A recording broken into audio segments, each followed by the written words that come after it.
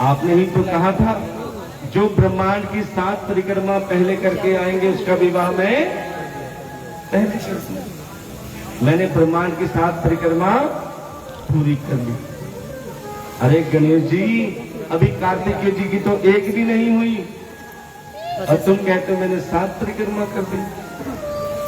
बोले पिताजी, ये मैं नहीं कहता, ये शास्त्र कहते हैं कि माता पिता के चरणों में ब्रह्मांड होता है। अगर ये झूठ हो तो आप बताओ। अब तो प्यारे भोले बाबा गणेश जी की ये बात सुन के बड़े प्रसन्न हुए कि गणेश जी, आपके ज्ञान के भंडार को देखते हुए मैं आप पर इतना प्रसन्न हूं कि कोई भी पूजा होगी, कोई भी यज्ञ होगा, कोई भी अनुष्ठान होगा, सबसे पहले तुम्हारी पूजा होगी। अगर तुम्हारी पूजा नहीं होगी तो वो यज्ञ अनुष्ठान पूर्ण नहीं होगा। अब गणेश जी तो प्रसन्न हो गए, लेकिन पार्वती जी रुष्ट हो गई। भोले बाबा, ये कैसा भेदभाव? माना कि गणेश जी ज्ञान के भंडार हैं, लेकिन कार्तिकेय भी तो माता पिता की आज्ञा से निकले हैं। कोई दिमाग से खाता है, कोई शरीर से खाता है। कर्म तो उन्होंने भी किया, उन्हें भी आप फल दो। क्या कि जैसे तुमने गणेश जी को वरदान दिया, वैसे मेरे पुत्र कार्तिकेय को भी वरदान दो। अब प्यारे पार्वती जी की बात सुनकर भोले बाबा कहने लगे, ठीक है पार्वती, मैं कार्तिकेय को भी वरदान देता हूं, जब तक गणेश जी के साथ में उसकी भी पूजा नहीं होगी कार्तिकेय की, तब तक पूजा स्वीकार नहीं मानेंगे। अब गणेश जी कौन बने? लोटा। लोटे का आकार देखा है? यह है गणेश जी। कई कहते हैं कल। और कार्तिकेय कौन है? कार्तिकेय श्रीफल। क्योंकि कलश के ऊपर जब तक नारियल रखा नहीं जाता, प्यारे वो कलश अधूरा माना जाता है। नारायण कौन हुए? हाँ, ऐसा लग रहा है जैसे स्टार प्लस देख रहे हो। जल। मैंने पूछा ना कि आपसे बार बार पूछा जाएगा कि आप क्या सुन रहे हो। नारायण कौन है? जल। जल। नार माने जल और आयन माने निवास करना। लक्ष्मी कौन? सिक्का। सिक्का। गणेश जी कौन? कलश। कलश। और कार्तिकेय जी? नारियल। इसे कहते हैं संपूर्ण कलश, जिसमें सभी होते हैं। और जब हम मंगल कलश का पूजन करते हैं, ध्यान देना, तभी हमारा हर कार्य सफल होता है, संपन्न होता है। इसलिए जिन्होंने भी अपने मंगल कलश उठाए हैं, सभी यजमान है। ध्यान देना, कहते हैं भागवत कथा में यजमान अवश्य बनना चाहिए। यजमान का अर्थ क्या होता है? कि जो सौभाग्यशाली है, जिन्होंने मंगल कलश उठा के श्री हरि को साथ लेकर चले हैं शुभ कार्य के लिए, जो अपने मंगल कलश का पूजन कराते हैं। प्यारे, ये पूजन 7 दिन में केवल एक ही दिन होता है। रोज सुबह 9 बजे कलश पूजन और पितरों की पूजा होगी। तो जिन्होंने मंगल कलश उठाया है, हर परिवार तो है ही, क्योंकि उन्होंने पितरों के निमित्त ये शुभ कार्य किया है।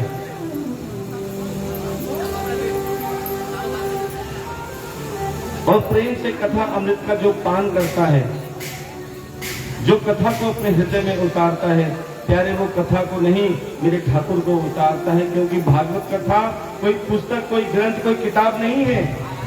ये साक्षात श्री हरि का ही स्वरूप है। कभी ये सोच के मत आना कि हम केवल कथा सुनने के लिए आए हैं। ये सोच के आना कि हम ठाकुर जी के दर्शन के लिए आए हैं। इसलिए कथा को केवल सुनो मत, कथा को पियो। श्रीमद् भागवतम मुहुरो भूरि भावुकः इसे भाव से पियो, और जो इसे भाव से पीता है प्यारे, उसे परमात्मा अवश्य मिले। श्री राधे। ये सभी भाइयों से मेरी हाथ जोड़कर प्रार्थना है कि कृपया करके आराम से बातें करें, कथा में विघ्न हो रहा है। सभी भाई शांति बनाए रखें, आराम से बातें करें। श्री राधे। क्योंकि प्यारे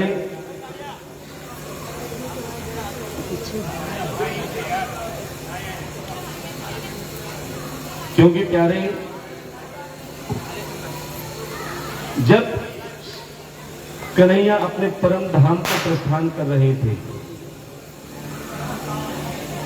जब जरा नाम के शिकारी, जिनका तीर द्वारकाधीश के पदम पे लगा था,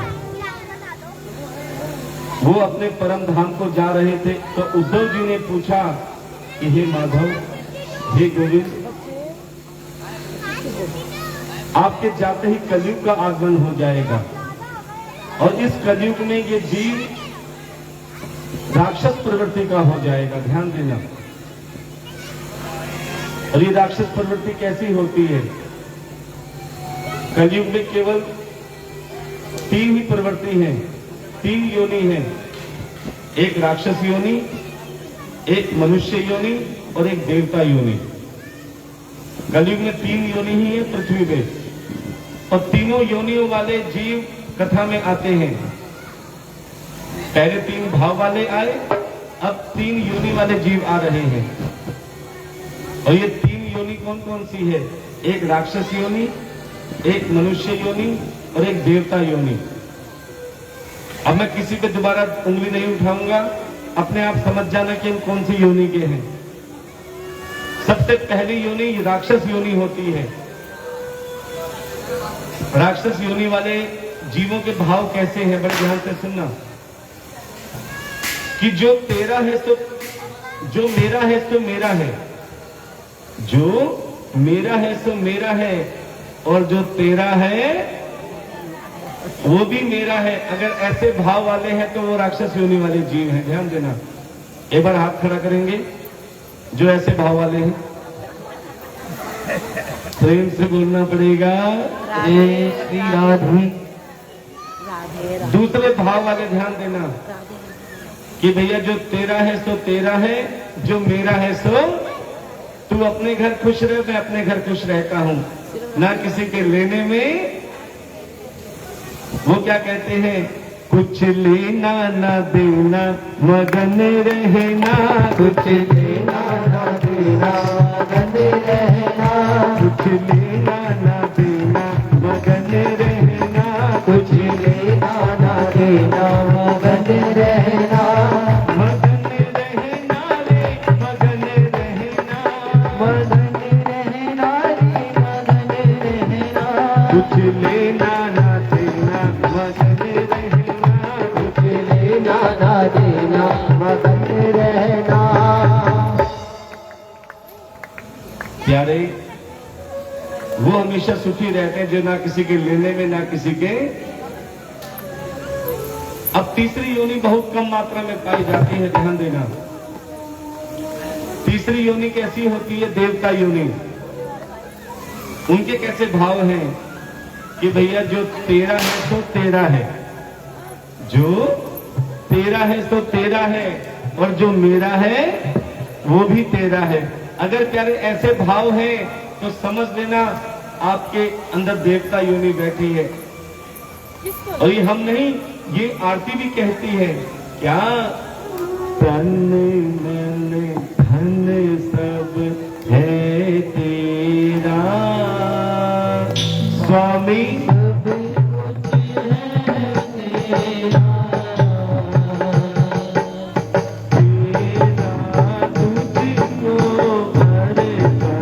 तेरा, तुझको समर्पण ज्यादा मेरा। ओम जय जगदीश हरि। तन मन धन सब कुछ तेरा, तेरा तुझको अर्पण केवल होठ हिलाते हो, जब अर्पण करने की बारी आती तो सबसे पीछे होते हो। कड़वी बात तो है लेकिन सच्चाई है, ध्यान देना प्यारे। एक बार भगवान की चीज भगवान को अर्पण करके देख लो, एक बार शबरी बनकर देख लो। शबरी का प्रसंग सब जानते हैं कि शबरी ने प्रभु श्री राम जी को क्या खिलाए थे, कौन से? झूठे बेर।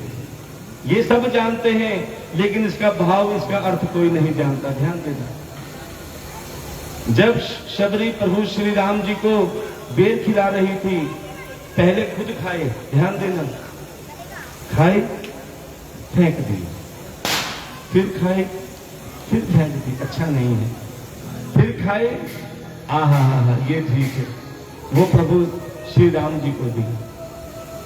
अब ये जब बार बार करती रही, कभी फेंक रही है कभी खिला रही है, ये देखकर लखन भैया को क्रोध आ गया। अरे शबरी तू पागल हो गई, तू बावली हो गई, तू मेरे प्रभु श्री राम जी को झूठे बेर खिला रही है। श्री राम जी कहते रहे, लखन भैया इसे मत रोको, ये झूठे बेर नहीं, ये तो सच्चा प्रेम खिला रही है। कि प्यारे अगर तुम्हारे भाव ऐसे हैं, इसके झूठे बेर को मत देखो, इसके सच्चे प्रेम को, सच्चे भाव को देखो। क्या अर्थ है? खुद खा रही है, जो इसे अच्छा नहीं लग रहा वो प्रभु को भी नहीं दे रही, जो इसे अच्छा लग रहा है वो प्रभु को समर्पण कर रही है। और हम सब क्या करते हैं, जो हमारे किसी काम का नहीं वो दक्षिणा में देते हैं, वो दान में देते हैं। क्योंकि हम कई जगह जाते हैं सत्यनारायण भगवान की कथा करने के लिए, ध्यान देना। अब कई यजमान ऐसे होते हैं, कई साल पुराने धोती पलंग में रखी हुई है, लो पंडित जी दक्षिणा। अब वो धोती यहां तक तो आती नहीं, खत्म हो जाती है और कहते हैं महाराज अगली बार पहन के आना। अब प्यारे पहन के तो तब आए जब पूरी आए। तो सज्जनों, कहने का भाव क्या है, दान और दक्षिणा कैसी होनी चाहिए जो किसी के काम आए। कई बार कहते हैं महाराज ये पंडित जी तो बड़े लालची है, जितना दे दो, फिर भी कहते हैं कुछ नहीं दिया। और पंडित जी क्या कहते हैं, ये जजमान बहुत कंजूस है, पूरी पूजा करवा लेता है, दक्षिणा भी ढंग से नहीं देता। तो प्यारे सच्ची दान दक्षिणा कैसी होती है, ध्यान देना। कि दान देने वालों को लगे कि मैंने कुछ नहीं दिया, दान देने वालों को लगे कि मैंने कुछ नहीं दिया, और प्यारे दान देने वालों को लगे कि मैंने बहुत कुछ ले लिया, मुझे बहुत कुछ मिल गया। तो प्यारे दान देने वाला भी सफल हो जाता है और दान लेने वाला भी सफल हो जाता है। इसी प्रकार जब तुम ठाकुर के पास आओ, सच बताएं, कभी मांगने के लिए मत आना। तुम तो ढीठ हो, हे प्रभु मुझे बेटा दे दे, बहू दे दे, जमीन दे दे, जायदाद दे दे, मकान दे दे, दुकान दे दे, ना जाने कितनी लंबी लिस्ट बना के लाते हो। अब भगवान तुम पर हंसते हैं, बड़े ध्यान से सुनना। ये बच्चों को बेटा बिठा दो। अच्छा एक बात ईमानदारी से बताओ, आपको अपने बेटे की, भाई की भाषा समझ में तो आ रही है? किस किस को आ रही है? बहुत अच्छी बात है। देखो कथना जितनी सरल होगी, वक्ता के मुख से निकले और श्रोता के हृदय में प्रवेश कर जाए। वक्ता वो नहीं जो अपनी विद्वानी दिखाए।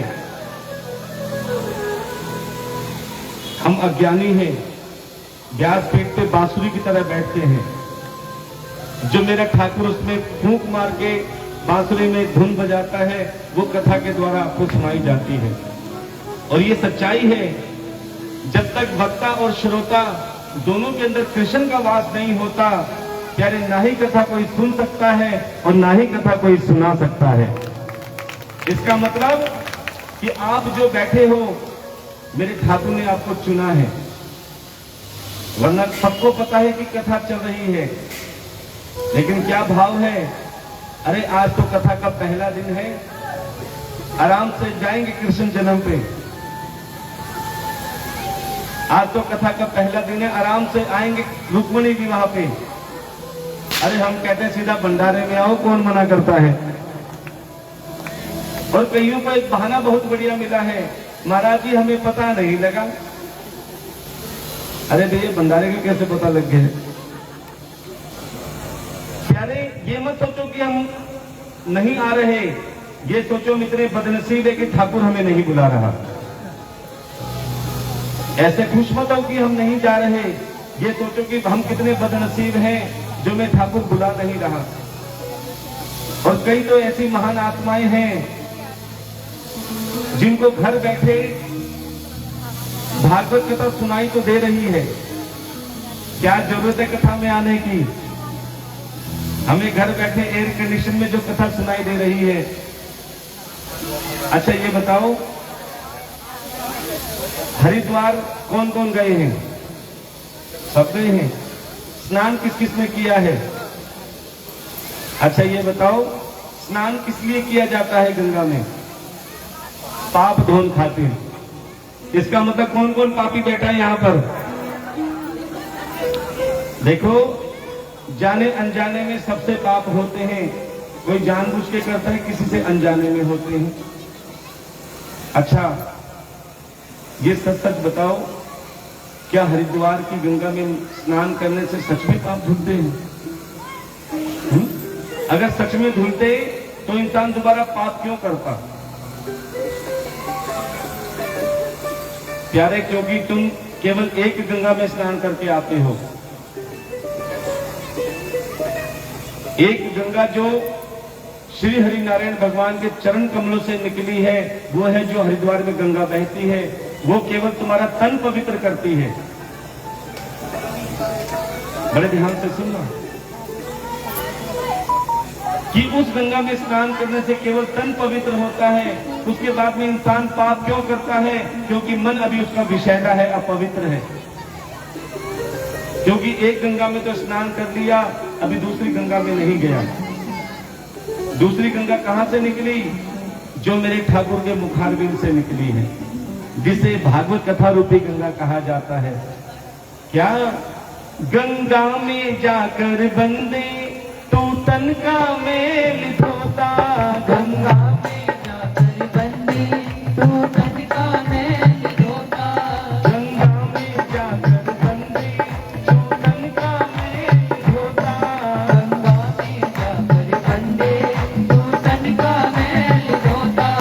जो मन का मेल न धोया, जो मन का मेल न धोया, गंगा गया तो क्या हुआ? जो मन का मेल न धोया, गंगा गया तो क्या गया? गंगा में जाकर बंदे तू तन का मेल धोता।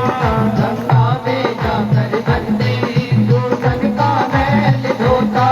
जो मन का मेल न धोया, जो मन का मेल न धोया, गंगा गया तो क्या हुआ? जो मन का मेल न धोया, गंगा गया तो क्या हुआ? परमात्मा का पाया, पाया जन्म तो क्या हुआ? परमात्मा का पाया, पाया जन्म तो क्या हुआ? इसीलिए प्यारे, उस गंगा के स्नान करने के साथ साथ जो तुम्हारे मन का मैल धोती है, श्रीमद् भागवत कथा, उसमें भी स्नान करना आवश्यक है। ये श्री हरि नारायण भगवान द्वारा सर्वप्रथम भागवत कथा की गंगा निकली थी मुखारबिंद से। ध्यान देना, श्री हरि नारायण भगवान ने ये भागवत कथा ब्रह्मा जी को सुनाई, और ब्रह्मा जी ने ये श्रीमद् भागवत कथा नारद जी को सुनाई, और नारद जी ने श्रीमद् भागवत कथा श्री वेद व्यास भगवान को सुनाई, और श्री वेद व्यास जी ने अपने पुत्र श्री सुखदेव भगवान को ये कथा सुनाई, और श्री सुखदेव भगवान ने, व्यास जी ने अपने पुत्र श्री सुखदेव जी को ये कथा सुनाई। ध्यान देना, और श्री सुखदेव ने राजा परीक्षित को कथा सुनाई। और ये राजा परीक्षित कौन है? जिन्हें 7 दिन की मृत्यु का श्राप लगा हुआ है। और ये राजा परीक्षित और कोई नहीं, आप और हम ही हैं। क्योंकि हमें भी 7 दिन में मृत्यु का श्राप लगा है। ये 7 दिन, अच्छा कई कहते हैं महाराज एक बात बताओ, ये कथा 7 दिन की ही क्यों होती है? 1 दिन की, 2 दिन की, 1 महीने की, 1 साल की क्यों नहीं होती? ये 7 दिन गिनती के क्यों हैं? क्योंकि प्यारे 8वां दिन किसी को नहीं मिला। जो काम करना है इन्हीं 7 दिन में कर लेना। सोम, मंगल, बुध, वीर, शुक्र, शनि, और इन्हीं 7 दिन में ये जीव संसार में आता है और इन्हीं 7 दिन में ये जीव संसार छोड़कर 8वां दिन किसी को नहीं मिला। ध्यान देना। इसलिए भागवत कथा में पूरे जीवन का सार समझाया जाता है। इन्हीं 7 दिन में तुम अपने जीवन के लिए सत्कर्म कर सकते हो। इन्हीं 7 दिन में तुम अपने मुख से भगवान का नाम लेकर पूरी जिंदगी का एफडी कर सकते हो। वैसे समय नहीं मिलता भगवान का नाम लेने का, लेकिन संत महात्मा कथा के द्वारा तुम्हें इस ज्ञान की गंगा में गोते लगवाते हैं। ध्यान देना। अब जो घरों में बैठकर कथा सुन रहे हैं वो ध्यान देकर सुनेंगे। ये बच्चों को दिखाओ। जो घरों में बैठकर माइक के द्वारा कथा सुन रहे हैं वो बड़े ध्यान से सुनेंगे कि एक गंगा में तुम स्नान करके आते हो, हरिद्वार की गंगा में। वही हरिद्वार की गंगा तुम्हें अगर टीवी में दिखाई दे तो गंगा दिखेगी तो सही, लेकिन स्नान नहीं कर पाओगे। स्नान करने के लिए तुम्हें हरिद्वार की गंगा में जाना पड़ेगा। इसीलिए जो घरों में बैठकर भागवत कथा माइक के द्वारा सुनते हैं, साउंड के द्वारा सुनते हैं, प्यारे वो घर में टीवी में गंगा देखने के बराबर है। देख तो पाएंगे लेकिन स्नान नहीं कर पाएंगे।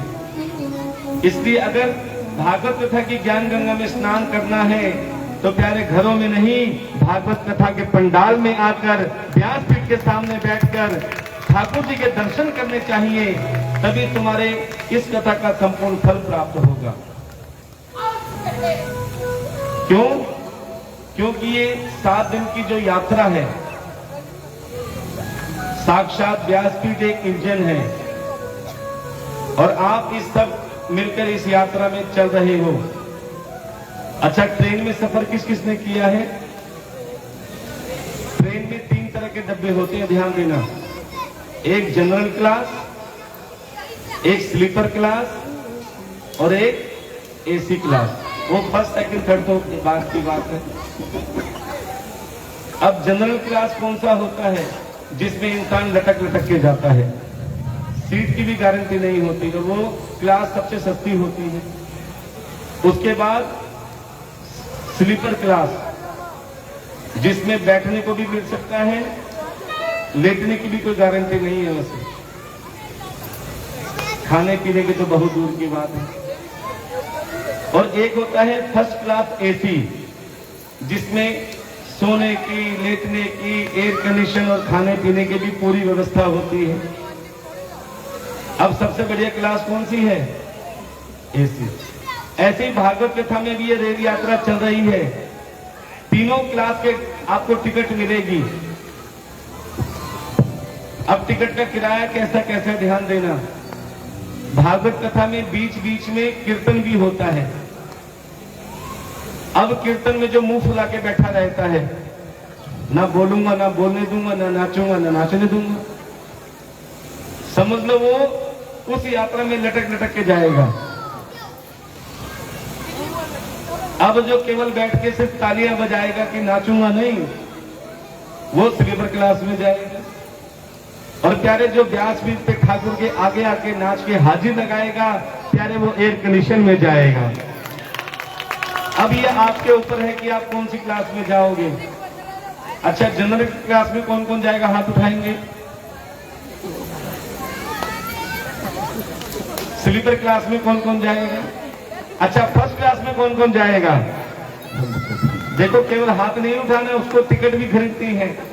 और वो आगे आके हाजिर लगाते, क्या कहना है, नाचते गाते, वृंदावन में गाड़ी चाली चाल और जिसने चाल वृंदावन में खड़े हो जाओ। चल जिसने चालना, वृंदावन में गाड़ी चाली चाल जिसने चालना, वृंदावन में गाड़ी चाली चालो जिसने चालना। फिर मत कहिए पाछे रह गए, फिर मत कहिए पाछे रह गए, फिर मत कहिए पाछे रह गए, फिर मत कहिए पाछे रह गए। हमने भी तैयार है वृंदावन में गाड़ी चाली चालो जिसने चालना, वृंदावन में गाड़ी चाली चालो जिसने चालना। फिर मत कहिए पाछे रह गए, फिर मत कहिए पाछे रह गए, फिर मत कहिए पाछे रह गए, फिर मत कहिए पाछे रह गए। हमने भी तैयार वृंदावन में गाड़ी चाली चालो जिसने चालना, वृंदावन में गाड़ी चाली चालो जिसने चालना।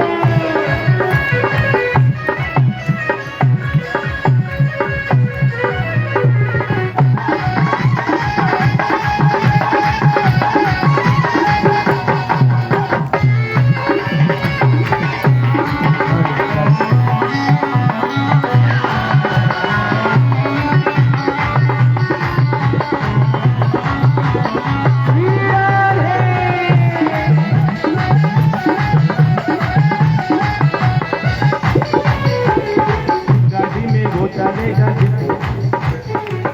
देखो ये जो बैठे हैं ना, इनको अपनी पड़ोसन से ज्यादा प्यार है। ये पड़ोसी साथ नहीं देंगे, ठाकुर जी साथ देंगे, अपने स्थान पे खड़े हो जाएंगे। जिस गाड़ी में वो चले जिसे कान्हा जी से प्यार हो, इस गाड़ी में वो चले जिस कान्हा जी से प्यार हो, इस गाड़ी में वो चले जिस कान्हा जी से प्यार हो, इस गाड़ी में वो चले जिस कान्हा जी से प्यार हो, जिस कान्हा जी से प्यार हो, जिस कान्हा जी से प्यार हो, जिस कान्हा जी से प्यार हो, जिस कान्हा जी से प्यार हो। और चालन को भी प्यार हो। वृंदावन में गाड़ी चली चालन जिसने चालना, वृंदावन में गाड़ी चाली चालो जिसने चालना। फिर मत कहिए पाछे रह गए, फिर मत कहिए पाछे रह गए, फिर मत कहिए पाछे रह गए, फिर मत कहिए पाछे रह गए। हमने भी तैयार है वृंदावन में गाड़ी चली चालो जिसने चालना, वृंदावन में गाड़ी चाली चालो नाच लगाते हरी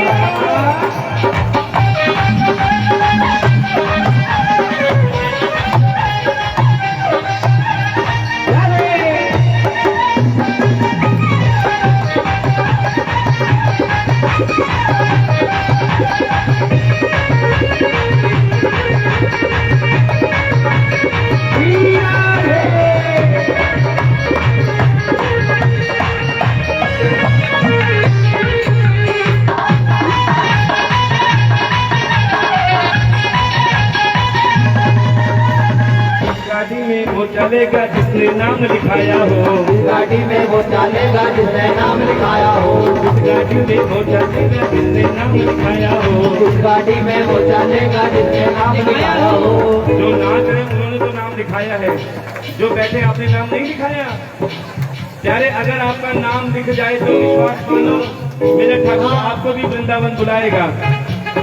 इस गाड़ी में वो चलेगा जिसने नाम लिखाया हो, इस गाड़ी में वो चलेगा जिसने नाम लिखाया हो, जिसने नाम लिखाया हो, जिसने नाम लिखाया हो, जिसने नाम लिखाया हो, जिसने नाम लिखाया हो। और चालन को भी प्यार है वृंदावन में गाड़ी चाली चलो जिसने चालना, वृंदावन में गाड़ी चाली चलो जिसने चालना।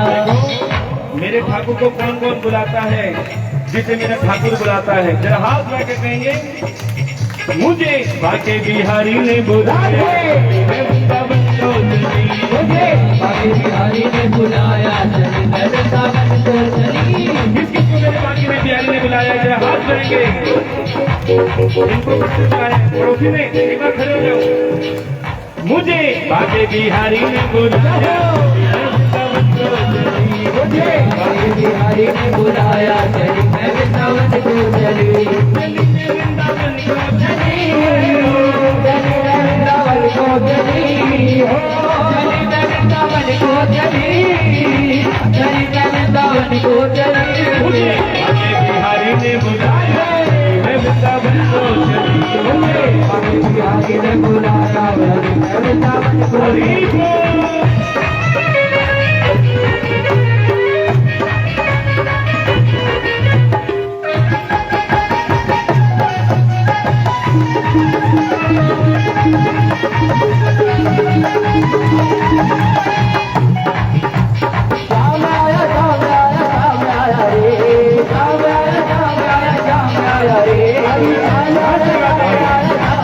हरि बोल। श्याम आया रे, झूला झूलो ही राधा राधे, हरी झूला झूलो ही राधा रानी, झूला दे तेरा श्याम आया रे, झूला झूलो ही राधा रानी, झूला दे तेरा श्याम आया रे, झूला झूलो ही राधा रानी, झूला दे तेरा श्याम आया रे, श्याम आया श्याम आया श्याम आया रे, श्याम आया श्याम आया श्याम आया रे, श्याम आया श्याम आया श्याम आया रे, श्याम आया श्याम आया श्याम आया रे, झूला झूलो ही राधा रे, झूला झूलो ही राधा रानी, झूला दे तेरा श्याम आया रे।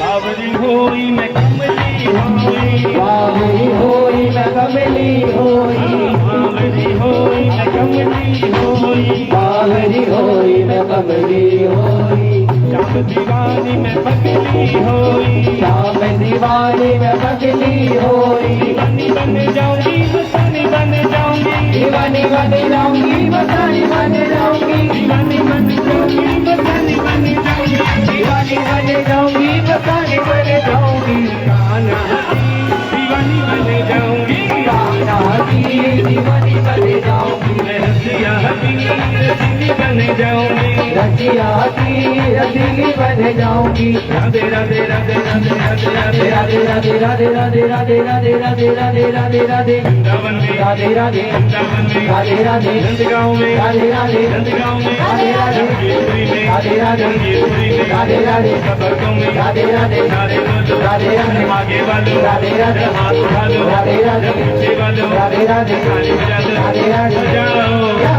बजाओ बजाओ राधे नाम की ताली बजाओ राधे नाम की ताली, बजाओ राधे नाम की ताली बजाओ राधे नाम की ताली, सबके संकट दूर करेगी सबके संकट दूर करेगी, यह बरसाने वाली बजाओ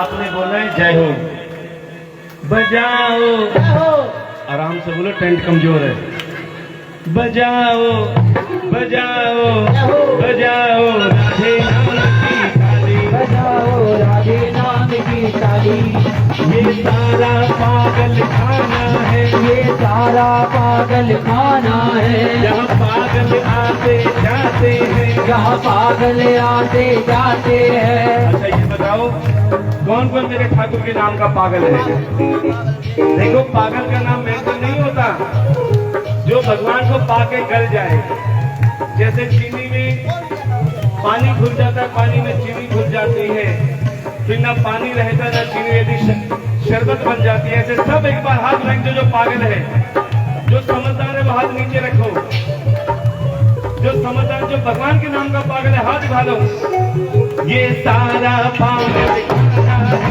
ये सारा पागल खाना है, यहाँ पागल आते जाते हैं यहाँ पागल आते जाते हैं, अपना अपना कह करके तुझे अपना अपना कह करके सब पागल बन कर जाते हैं सब पागल बन कर जाते हैं, पागल है धन दौलत का कोई पागल है धन दौलत का, झूठी रिश्तेदारी का कोई झूठी रिश्तेदारी का, सच्चा पागल है वो है यहाँ सच्चा पागल है वो है यहाँ, जो पागल भागे बिहारी का जो पागल बाके बिहारी का, पागल भागे बिहारी का जो पागल बाके बिहारी का, और पागलों की मस्ती अलग होती है जब लॉकडाउन खुला था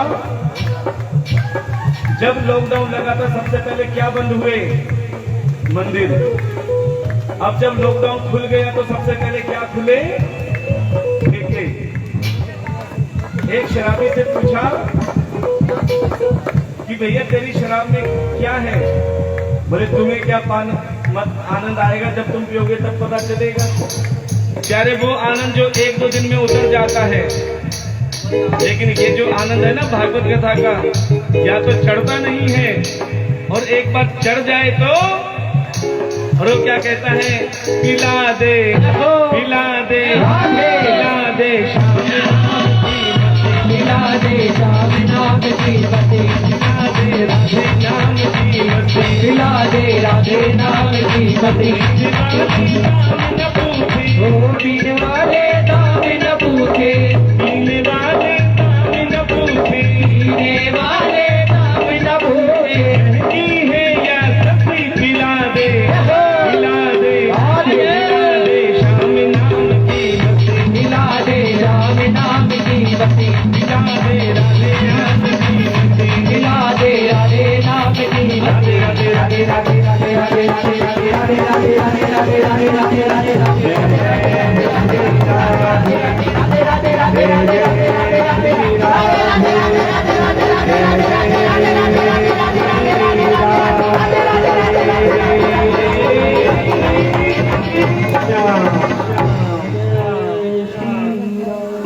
अब लग रहा है जब ठाकुर जी के लिए पागल भक्त बैठे हैं। प्रभु ऐसे ही अपने पागलों की गिनती में लगाए रखना, कभी समझदार मत बनाना, क्योंकि ज्यादा समझदार बन गए तो हम तुमसे दूर हो जाएं। अपनी भक्ति में ऐसा रमा देना कि हमें कुछ और दिखाई ना दे। और प्यारे, ये भागवत कथा जिसमें 12 स्कंद, 365 अध्याय और 18,000 श्लोक हैं। जैसे जैसे हम 12 स्कंद में प्रवेश करते हैं, समझ लेना हम अपने ठाकुर के अंग को हाथ लगाते हैं, शरीर को हाथ लगाते हैं, स्पर्श करते हैं। आज भागवत कथा का पहला दिन, जो हम प्रथम स्कंद में प्रवेश करने जा रहे हैं, और ये आधिकारिक स्कंद होता है। गिलास यहाँ पे क्या इसमें वक्ता और श्रोता दोनों की योग्यता देखी जाती है कि श्रोता में ऐसी कौन सी योग्यता होनी चाहिए जो कथा सुन सके, और वक्ता में ऐसी कौन सी योग्यता होनी चाहिए जो कथा कर सके। वो निकाल के दे इसके नीचे रखो।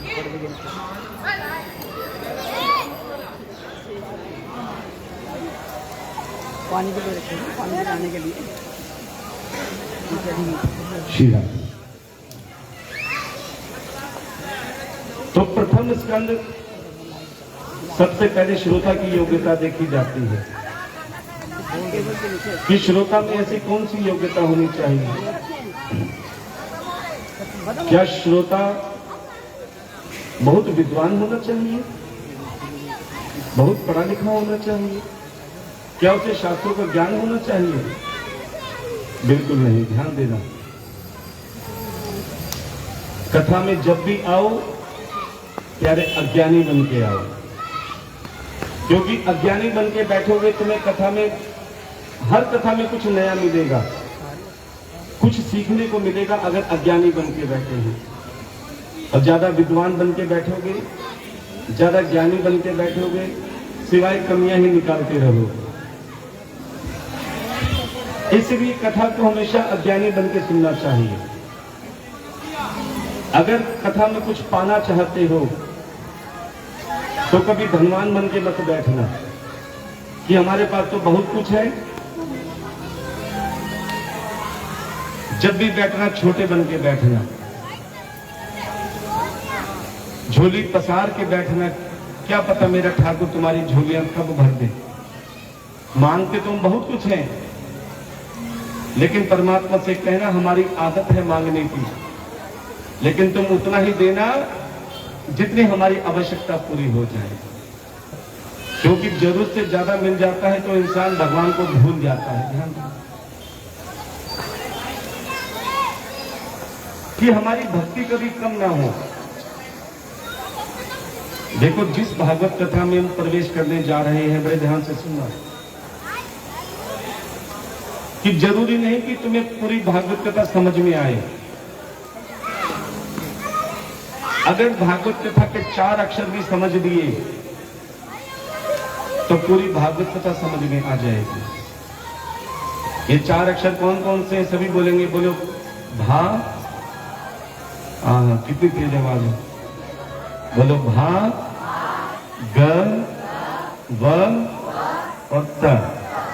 सिर्फ 4 अक्षर समझने पूरी भागवत कथा के लिए। अगर 4 अक्षर समझ लिए तो पूरी भागवत कथा अंदर उतर जाएगी। अब ये 4 अक्षर का अर्थ क्या है?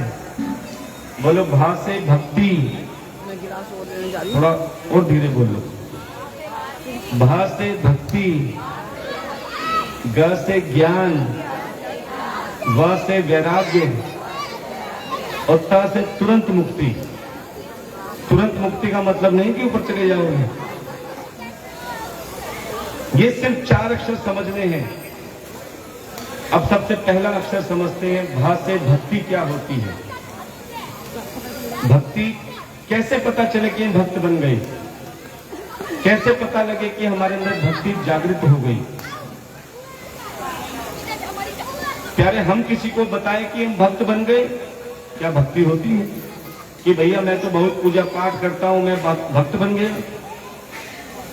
भक्त वो होना चाहिए कि खुद ना बताए, दूसरों को पता अपने आप लग जाए। दीपक किसी को बताता नहीं है कि मैं दीपक हूं। प्यारे, जब जलता है तो सबको पता चलता है कि दीपक जल रहा है। बुझे हुए को कोई दीपक बोलता है?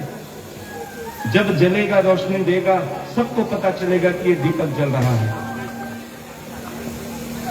फूलों को बताने की जरूरत है कि इन फूल हैं। प्यारे, जब खुशबू आती है सबको पता चल जाता है कि फूल आ गए हैं।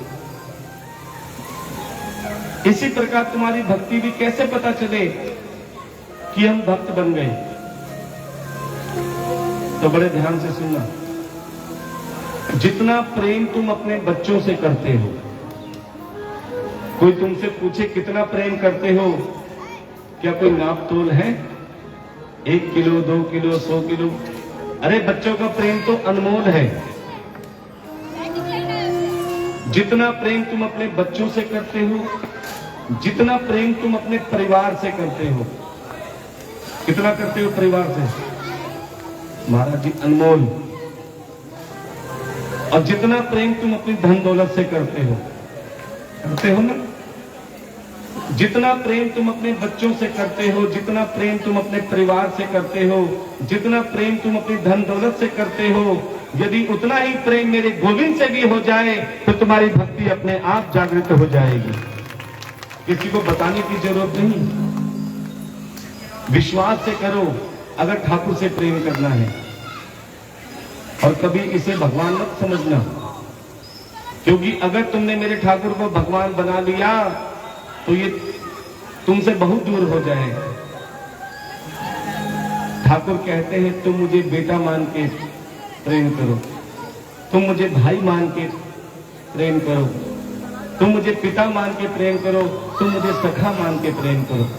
कहते ना, तुमेव माता च पिता तुमेव बंधु च सखा।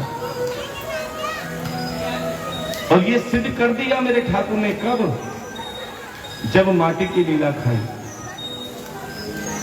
जब छोटे से कन्हैया माटी खा रहे थे, उनका एक मित्र जिसका नाम था मनसुखा, उसने यशोदा मैया से शिकायत कर दी, मैया तेरा लाला माखन ही नहीं माटी भी खावे। यशोदा मैया ने कहा, क्या उसको माखन की कमी है जो माटी खाएगा? विश्वास नहीं हुआ? चल मैया, चल के देख। अब मैया गई छोटे से कन्हैया के पास, तो क्या देखा? पूरे मुंह पे माटी लगी हुई है। अरे लाला, तन्ने माटी खाई? अब छोटे से कन्हैया कहते, मैया मैं ना ही माटी खाई। देखो कन्हैया झूठ नहीं बोल रहे, मुंह पे मिट्टी लगी हुई, फिर भी कहते हैं मैया मैं ना ही माटी खाई। कन्हैया सच बोल रहे हैं, मैया मैंने ही माटी खाई। लेकिन यशोदा मैया को लग रहा है कि मैं ना ही मां के खाए। तो कन्हैया अपना मुख खोल के दिखा। जैसे छोटे से कन्हैया ने अपना मुख खोला, क्या देखा? यशोदा मैया ने छोटे से कन्हैया के मुख में पूरा ब्रह्मांड देख लिया। 27 नक्षत्र, 9 ग्रह, ना जाने कितने ब्रह्मांड देख लिए। अब तो यशोदा मैया हैरान। तभी मुख के अंदर पूरे ब्रह्मांड में एक बिंदु दिखाई दिया। देखो ब्रह्मांड में बिंदु। जैसे यशोदा मैया ने उस बिंदु को देखा कि ये बिंदु क्या है, जब गौर करके देखा तो क्या देखा? ब्रह्मांड में वो बिंदु हमारा भारत देश था। जैसे यशोदा मैया ने उस बिंदु को देखा जो कि भारत देश था, उस भारत देश के अंदर भी एक बिंदु दिख गया। यशोदा मैया ने और गौर करके देखा तो जो भारत देश के अंदर बिंदु था वो थी दिल्ली। यशोदा मैया ने और गौर करके देखा तो दिल्ली वाले बिंदु में भी एक बिंदु था। जैसे यशोदा मैया ने और गौर करके देखा तो क्या देखा? दिल्ली में जो बिंदु था वो जहांगीरपुरी था। अब जैसे यशोदा मैया ने और गौर करके देखा, अरे जहांगीरपुरी में भी एक बिंदु है। जैसे यशोदा मैया ने और गौर करके देखा तो जहांगीरपुरी के अंदर भी जो बिंदु था वो प्यारे एक लोग घाटी वाला पार्क था। जोरदार तालियों में स्वागत करेंगे। जब यशोदा मैया ने देखा कि मेरे ठाकुर के भक्त बड़े प्रेम से, बड़ी श्रद्धा से भागवत कथा का रसपान कर रहे हैं, तो यशोदा मैया बड़ी प्रसन्न हुई। तभी चमत्कार हुआ। अचानक यशोदा मैया को मूर्छा आ गई, बेहोश हो गई। और जैसे ही मूर्छा खुली तो क्या देखा? यशोदा मैया सब कुछ भूल चुकी थी। जो देखा, ये लीला क्यों करी मेरे ठाकुर ने, पता है आपको? क्यों भुलाया? क्योंकि अगर यशोदा मैया को याद रहता तो उसे अपना बेटा नहीं भगवान मान लेती। और कन्हैया कभी नहीं चाहते कि तुम मुझे भगवान मानो। अरे मैया बेटा बना के चाहे तू मार ले, पीट ले, डांट ले, वो मेरा ठाकुर उसी में खुश है। एक बूढ़ी मैया अपने छोटे से लड्डू गोपाल को सुबह शाम उसकी सेवा में ही लगी रहती थी। बड़े ध्यान से सुनना। उसको संसार की चिंता नहीं थी, ना भूख प्यास की चिंता थी। वो तो केवल अपने लड्डू गोपाल में ही लगी रहती थी। क्या हुआ? कुछ समय बाद में उसके बेटे की शादी हो गई, सुंदर सी बहू आ गई। बहू दिखने में तो बहुत सुंदर थी, लेकिन कोई काम नहीं करती थी। बड़े ध्यान से सुनना। सुंदरता कैसी होनी चाहिए? जो जरूरी नहीं बाहर से सुंदर हो, वो अंदर से भी सुंदर हो। कभी कभी ऐसा होता है कि सुंदर बहुएं आती हैं, पूरे घर को नचा डालती हैं। और कई बार कोई बहू सुंदर नहीं होती, लेकिन फिर भी पूरे घर को बांध के रखती है। अब बहू तो आ गई, लेकिन कोई काम नहीं करती थी। एक दिन क्या हुआ? उस बूढ़ी मैया को दूर विवाह का एक निमंत्रण आ गया, 10 दिन के लिए जाना पड़ेगा। अब बूढ़ी मैया ने सोचा कि ना जाने 10 दिन तक वहां पे लड्डू गोपाल की सेवा हो पाएगी कि नहीं हो पाएगी। चलो इसी बहाने मैं अपने बहू को सेवा दे देती हूं। अरे बहू, हाँ सासू जी, देख मैं 10 दिन के लिए शादी में जा रही हूं, मेरे लड्डू गोपाल की सेवा कर देना। देख मैंने तुझसे आज तक कुछ नहीं काम करवाया। बहू कहती, सासू जी मैंने तो कभी सेवा की नहीं। चलो जैसा तुम बताओगी मैं वैसा सेवा कर दूंगी। अब आप भी बड़े ध्यान से सुनना। किस किस के पास में लड्डू गोपाल हैं? जिनके पास लड्डू गोपाल है बहुत ध्यान से सुनना कि सेवा कैसी होती है। अब बहू रानी को सासू जी कहती है, अरे बहू मेरी बात ध्यान से सुन।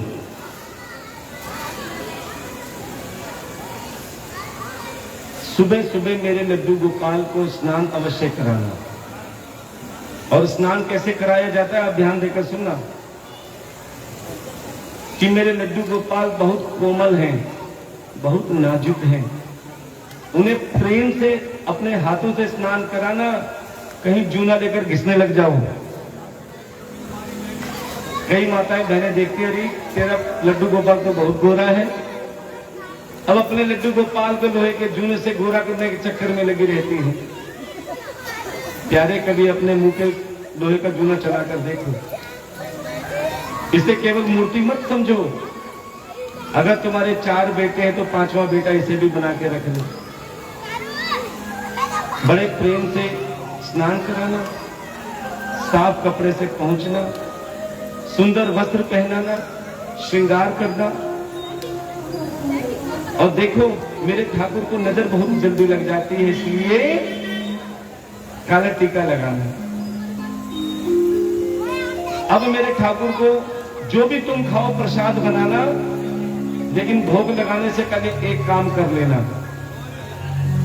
क्या? मेरे ठाकुर को पहले आईना दिखाना। क्या दिखाना? आईना समझते हो? अगर लड्डू गोपाल जी मुस्कुरा दें तो इन्हें भी भोग लगा देना और खुद भी खा लेना। ठीक है सासू जी। अब सासू जी तो चली गई विवाह में। अब बहुरानी सुबह हुई, जैसा सासू जी ने बताया था, प्रेम से लड्डू गोपाल जी को स्नान कराया, फिर प्रेम से पहुंचा, फिर कपड़े पहनाए, श्रृंगार किया, काला टीका लगाया, भोग बनाया। ओहो, सासू जी ने एक बात और कही थी।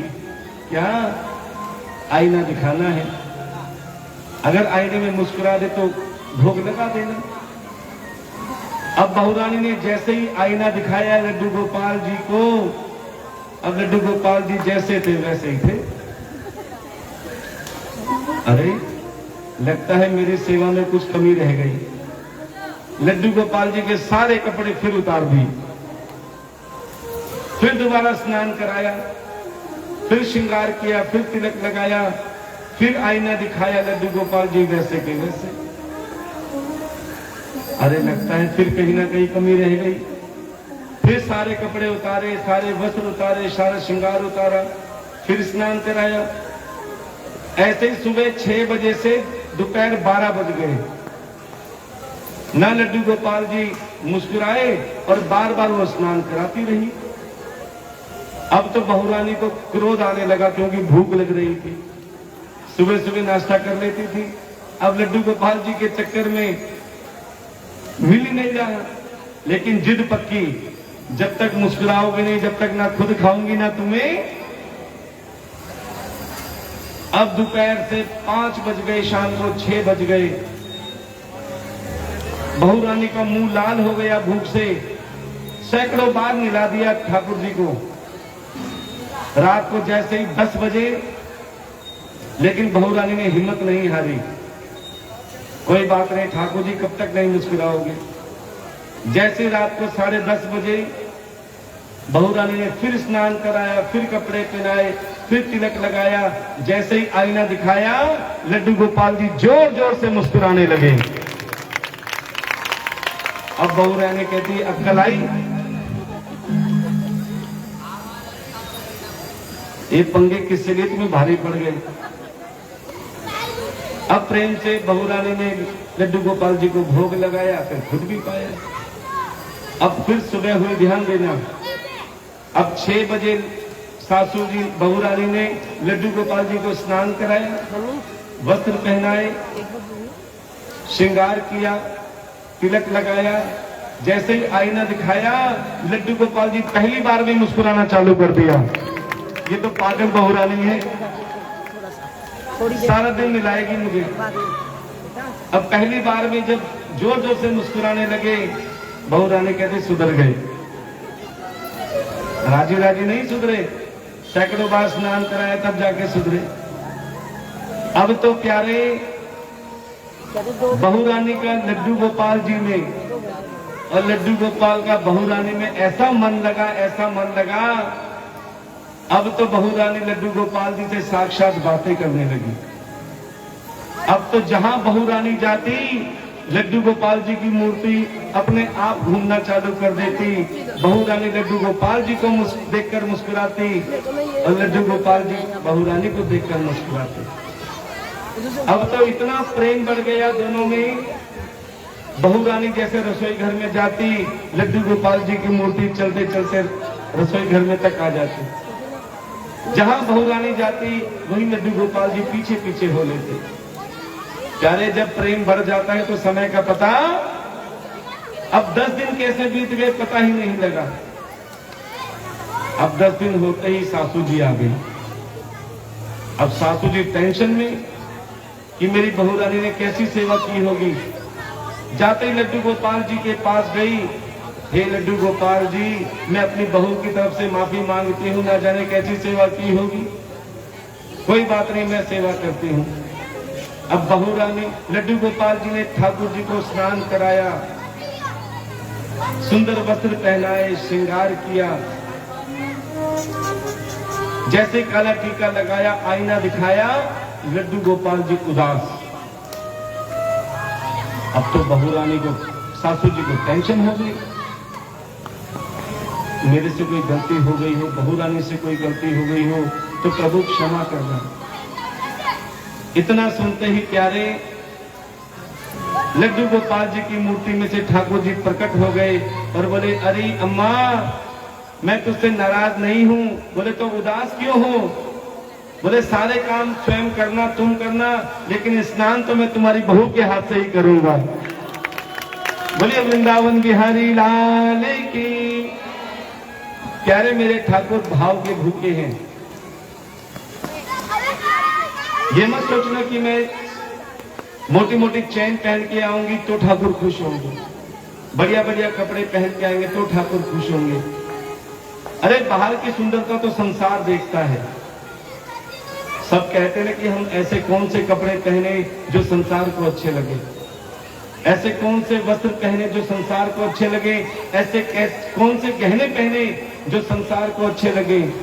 अरे क्या कभी सोचा कि हम ऐसा कौन सा कर्म करें जो अपने ठाकुर को अच्छे लगे? और सबसे बड़ा श्रृंगार क्या है? सबसे बड़ा श्रृंगार है किसी का बुरा मत चाहो। सबसे बड़ा श्रृंगार है अपने हाथ से किसी को कष्ट मत पहुंचाओ, सेवा में लगे रहो। अगर भगवान ने शक्ति दी है तो प्यारे भगवान का भजन करो। अगर हाथों में शक्ति दी है तो तन से सेवा करो। और भगवान ने अगर सामर्थ्यवान बनाया है तो जहां आवश्यकता हो प्यारे धन से भी सेवा करो, क्योंकि जो अपने तन मन धन से सेवा करता है प्यारे मेरा ठाकुर हमेशा उसके साथ रहता है, कभी उसका साथ नहीं छोड़ता। और प्यारे ये है भक्ति। जिसके अंदर ये भक्ति आ जाती है फिर आती है बारी ज्ञान की। ज्ञान कैसा होना चाहिए? हमें ज्यादा मंत्र आए ये ज्ञान है? ये ज्ञान है? हमने बहुत बड़ी शास्त्री कर रखी है क्या ये ज्ञान है? क्योंकि विद्वानों को कभी भगवान नहीं मिले, ध्यान देना। जिसको मिले हैं सरल को मिले हैं। जाटों में एक नाम था कर्माबाई। उसको उसकी सास ने कहा था कि भगवान को खिचड़ी का भोग लगा दी। अब खिचड़ी का भोग लगाने के लिए मेरे ठाकुर को प्रकट कर दिया क्योंकि वो सरल थी। शबरी के लिए श्री राम जी आए। क्या शबरी ने कोई शास्त्री पढ़ रखी थी? क्यों आए? क्योंकि उसे भी एक ज्ञान था और एक ज्ञान था गोपियों को। गोपियों की उंगली के इशारे पर कन्हैया नाचते थे। उद्धव जैसे ज्ञानी भी ज्ञान का पाठ पढ़ाने आए। 27 दिन तक गोपियों के बीच में रहे। क्या पढ़ा पाए? उल्टा गोपियों ने उद्धव जी को प्रेम का पाठ पढ़ा दिया। ऐसा कौन सा ज्ञान था गोपियों को? आपको चाहिए वो ज्ञान? किस किस को चाहिए? जरा हाथ उठाएंगे। बहुत मुश्किल से ज्ञान मिला है वो। अगर आप चाहते हो कि कन्हैया तुम्हारी उंगली के इशारे पर भी नाचे, तुम्हारी कहने पर भी आए, अगर वो ज्ञान चाहिए तो मेरे साथ बोलना पड़ेगा। बोलो कन्हैया। अरे थोड़ा सा और धीरे बोल लो। बोलो कन्हैया हम तुम्हारे हैं और तुम सिर्फ इतना ज्ञान। गोपियों के अंदर सिर्फ इतना ज्ञान था कि कन्हैया तुम हमारे हो और हम तुम्हारे हैं। इस ज्ञान की बदौलत, इस विश्वास की बदौलत कन्हैया हमेशा उनकी उंगली के इशारे पर नाचते थे। लेकिन आज कलयुग में कन्हैया क्यों नहीं आते? आज कलयुग में कन्हैया क्यों नहीं आते? बताएं क्यों? बोलो कन्हैया। थोड़ा जोर से बोलो। बोलो कन्हैया तुम हमारे हो और हम संसार के हैं।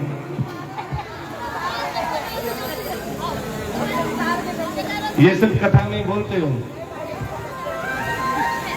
प्यारे, जिस समय तुम्हारा विश्वास हो जाए कि कन्हैया सच में तुम हमारे और हम तुम्हारे हैं, तो प्यारे मेरा ठाकुर गोपियों की लिस्ट में तुम्हारा भी नाम कर देगा। गोपियां क्या कहती थी? तुम हमारे थे प्रभु जी, तुम हमारे हो, तुम हमारे थे प्रभु जी, तुम हमारे हो, तुम हमारे ही रहोगे ओ मेरे प्रियतम।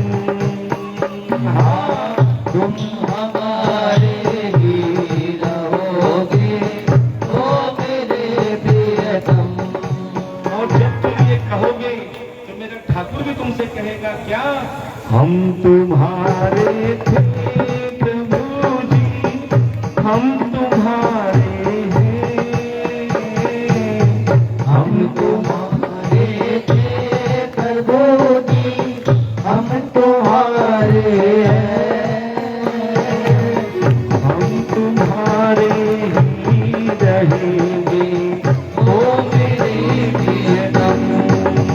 हाँ हम तुम्हारे ही रहेंगे ओ मेरे प्रियतम। बोलना पड़ेगा, जोर से बोलना पड़ेगा कि प्यारे, कि जब तुम्हारे अंदर ये ज्ञान हो जाएगा कि हम कन्हैया के हैं और कन्हैया हमारा है, संसार में कोई किसी का नहीं है, तब तुम्हारे अंदर वह से वैराग्य जाग जाएगा। वैराग कब जगता है प्यारे? जब संसार धोखा देता है। जिसको तुम अपना मानते हो, जो वो विश्वासघात करता है, जिससे तुम प्रेम करते हो वो छोड़ के चला जाता है, तब लगता है कि अरे ये मैंने पूरा जीवन किसके लिए बिता दिया। फिर उससे तुम्हारा मन हटना चालू हो जाता है। देखो बचपन में बच्चे कमाई से, पढ़ाई से दुखी, जवानी में कमाई से दुखी और बुढ़ापे में 4-4 बेटों की लड़ाई से दुखी। जब देखते संसार कोई किसी का नहीं, सब स्वार्थ का प्रेम है, तब उसे लगता है कि हाँ एक परमात्मा ही है जो मेरा है। सारी जिंदगी मैंने संसार के लिए लगा दी। कि प्यारे, जब हमें संसार से चोट मिलती है कि जिसको तुम अपना मानते हो, जो वो साथ छोड़ देता है, संसार से स्नेह किया, संसार से प्रेम किया और अंत में क्या हुआ? अकेले रह गए। ना धन रहा, ना शरीर में जान रही। उस समय मन क्या कहता है? तेरे बिना शाम हमारा नहीं कोई रे, तेरे बिना शाम हमारा नहीं कोई रे, तेरे बिना शाम हमारा नहीं कोई रे, तेरे बिना शाम हमारा नहीं कोई रे, हमारा नहीं कोई रे, सहारा नहीं कोई रे, नहीं कोई रे, हमारा नहीं कोई रे। कौन कौन ठाकुर को अपना मानता है? जरा हाथ उठाएंगे और तालियों के साथ कहेंगे, तेरे बिना शाम हमारा नहीं कोई रे, तेरे बिना शाम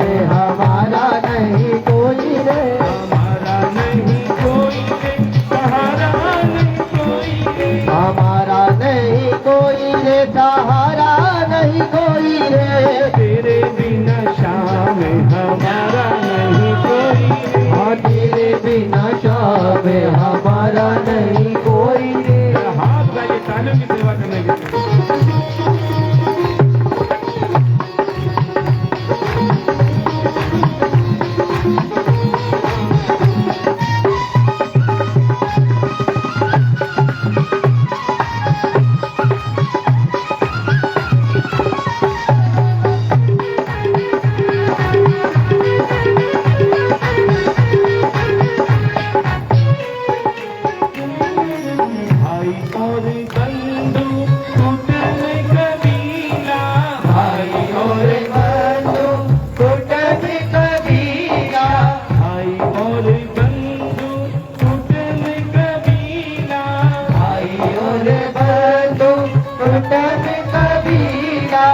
कितना गुमान था कि मेरा इतना बड़ा परिवार है, कितना गुमान था कि मेरे इतने बड़े बड़े रिश्तेदार हैं। ये रिश्तेदार कब साथ होते हैं? जब तुम्हारे पास धन दौलत होती है, जब तुम्हारे पास सुख साधन होती है। दूर का रिश्तेदार भी कहेगा कि मैं तुम्हारा दूर का रिश्तेदार हूँ।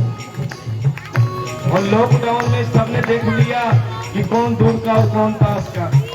जब जरूरत पड़ी प्यारे अपनों ने दरवाजे बंद कर लिए, जब जरूरत पड़ी फोन नंबर डिलीट कर दिए, लोग पहचानना भूल गए। क्या भाई और बंधु टूटने कबीला, भाई और बंधु टूटने कबीला, भाई और बंधु टूटने कबीला, भाई और बंधु टूटने कबीला। बिगड़ी जो बात बनाए नहीं कोई रे, बिगड़ी जो बात बनाए नहीं कोई रे, बिगड़ी जो बात बनाए नहीं कोई रे, बिगड़ी जो बात बनाए नहीं कोई रे। तेरे बिना शाम हमारा नहीं कोई रे, हाँ तेरे बिना शाम हमारा नहीं कोई रे। ये प्यारे जब धोखा खाकर संसार जब साथ छोड़ देता है तो मेरा ठाकुर उंगली पकड़ लेता है कि चिंता मत कर। तू मेरी भागवत कथा में आया था ना, तूने मेरा गुणगान किया, तूने मेरी सेवा करी और तूने दोनों हाथ उठाकर कहा था, कहते जो हाथ ऊपर उठाता है ना मेरा ठाकुर उसका दामन जरूर पकड़ता है। क्या कहना है? पकड़ लो हाथ बनवारी, पकड़ लो हाथ बनवारी, पकड़ लो हाथ बनवारी, पकड़ लो हाथ सभी बोलेंगे। बनवारी। नहीं तो डूब जाए, पकड़ लो हाथ बनवारी, नहीं तो डूब जाएंगे।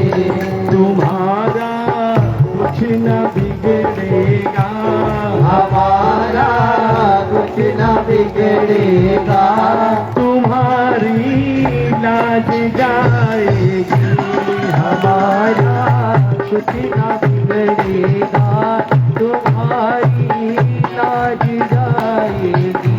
एक बार जब विश्वास हो जाता है कि मेरे ठाकुर मेरा हाथ पकड़ लेगा, तो प्यारे मेरे ठाकुर किसका हाथ पकड़ता है? जो उसके भरोसे रहते हैं। कौन कौन मेरे ठाकुर के भरोसे रहता है? जरा हाथ उठाएंगे, यही कहेंगे हम तो बाबा के भरोसे चलते हैं, ओ हम तो बाबा के भरोसे चलते हैं, हम तो कान्हा के भरोसे चलते हैं, ओ हम तो श्यामा के भरोसे चलते हैं।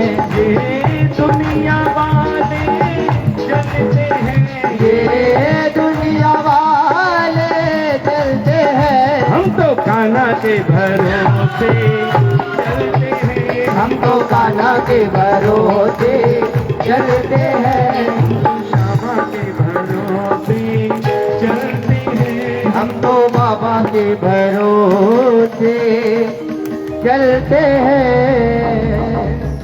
और प्यारे जो इसके भरोसे चलोगे तो मेरा ठाकुर तुम्हारा बाल भी बांका नहीं होने देगा। मेरे ठाकुर को जिद्दी भक्त पसंद है, लेकिन जो अच्छे काम के लिए जिद करे। प्रहलाद ने भी जिद करी थी अपने पिता से। पिता कहते थे कि तू मेरा नाम ले, बोले गलत काम गलत ही है, मैं नारायण का नाम दूंगा। जिसके कारण स्वयं उसके पिता उसके दुश्मन बन गए। कभी पहाड़ों से नीचे फिसलाते, कभी उबलते हुए तेल के कढ़ाई में डालते। प्यारे जब पहाड़ों से नीचे गिराते तो मेरा ठाकुर फूलों की तरह से गोद में ले लेता। क्यों? जिसका रखवाला मेरा ठाकुर होता है उसको कोई बाल भी बाका नहीं कर सकता। अब ये कलयुग के प्राणियों को भक्ति और मुक्ति प्रदान के लिए श्री हरि ने श्री सुखदेव जी का आगमन करवाया। बड़े ध्यान से सुनना कि श्री सुखदेव भगवान श्री वेद व्यास जी की धर्मपत्नी के गर्भ से उत्पन्न हुए। भोले बाबा मां अंबा पार्वती को अमर कथा सुना रहे थे, लेकिन अमर कथा में जैसे भोले बाबा महाराष्ट्र में पहुंचे,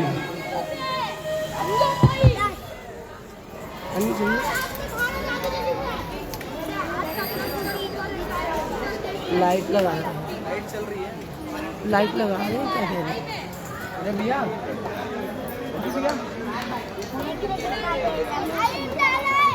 हनी छोटे वाले लगा दो। क्या कह रहे हैं? कह रहे घर से चप्पल। कार्तिक चप्पल कहाँ है?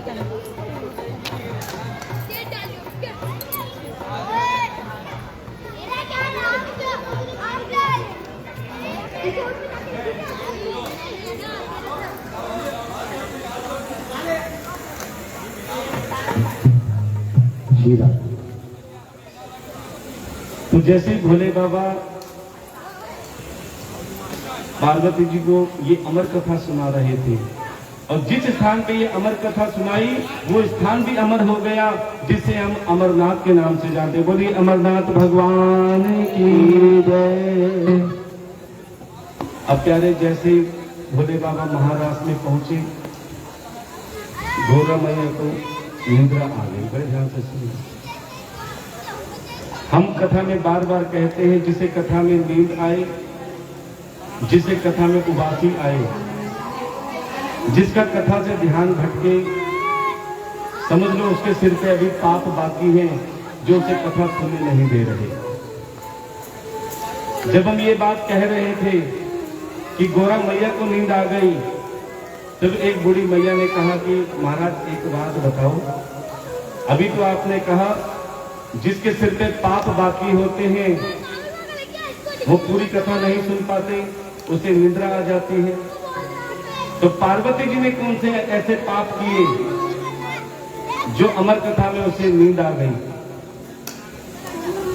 तो प्यारे पार्वती जी ने एक नहीं अनेक पाप किए जो वो सती थी। अब एक बार भोले बाबा साधना में लीन थे, सती बैठी बैठी देख रही है भूत भावन भूतेश्वर बाबा भोलेनाथ निराकार निर्विकार, इनसे ऊपर आज तक कोई नहीं है, फिर ये किसका ध्यान कर रहे हैं? बाबा क्या आपसे भी कोई ऊपर है? क्या आपका भी कोई इष्ट है? भोले बाबा मुस्कुराए, बोले हाँ मेरा भी इष्ट है जिसका मैं ध्यान करता हूं। कौन? श्री राम जी। बोलिए सियावर रामचंद्र भगवान की जय। आपने कथा में आएगा जब छोटे से लला का जन्म हुआ, सब उसे देखने आए। और कौन आए थे? भोले बाबा भी आए थे देखने के लिए। क्यों? अपने इष्ट का दर्शन करने के लिए आए थे। अब सती ने देखा ये कौन से भगवान हैं? जैसे ही सती ने अंतर्दृष्टि से देखा, उस समय त्रेता युग चल रहा था, जिस समय रावण ने सीता का हरण किया और राम जी साधारण इंसान की तरह सीता जी को वन वन ढूंढ रहे थे। अब सीता जी के मन में शंका आ गई, ये कैसे भगवान है? अगर सच में भगवान होते तो क्यों वानरों की सहायता लेते, सीधा लंका में जाते और सीता को ले आते। ये पहला पाप कि सती ने भगवान की लीला पे शंका करी। भोले बाबा समझा रहे हैं कि अरे सती ऐसा नहीं करते, ये परमात्मा है, ये कुछ भी लीला कर सकते हैं। नहीं माने।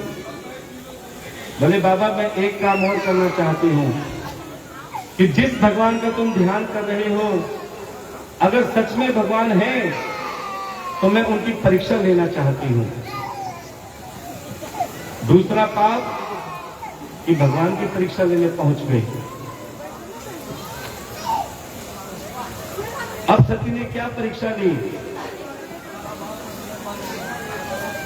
कि सती ने सीता माता का रूप धारण किया। बड़े ध्यान से सुनना। सती ने सीता माता का रूप धारण किया और वहां पहुंच गई जहां श्री राम जी सीता जी को ढूंढ रहे थे।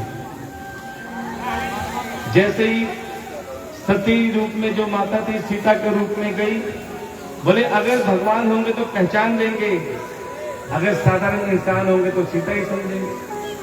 अब जैसे ही सती सीता माता का रूप लेकर उनके पास में गई, प्यारे श्री राम जी फट देके चरणों में गिर गए, चरण छूने लगे, जबकि वो सीता के रूप में थी। कहने लगे मैया भोले बाबा कहाँ गए? आप अकेले विचरण कर रही हो, अकेले घूम रही हो। इतना सुनते ही सती जी बहुत शर्मिंदा हुई कि मैंने क्या पाप कर दिया, जिसके कारण, जिस पाप के कारण वो अमर कथा नहीं सुन पाई। लेकिन हुंकारे की आवाज बराबर आ रही है। जैसे ही अमर कथा विश्राम हुई, भोले बाबा की नेत्र खुले तो क्या देखा, सीता माता तो सो गई, लेकिन हुंकारे की आवाज फिर आ रही है। और प्यारे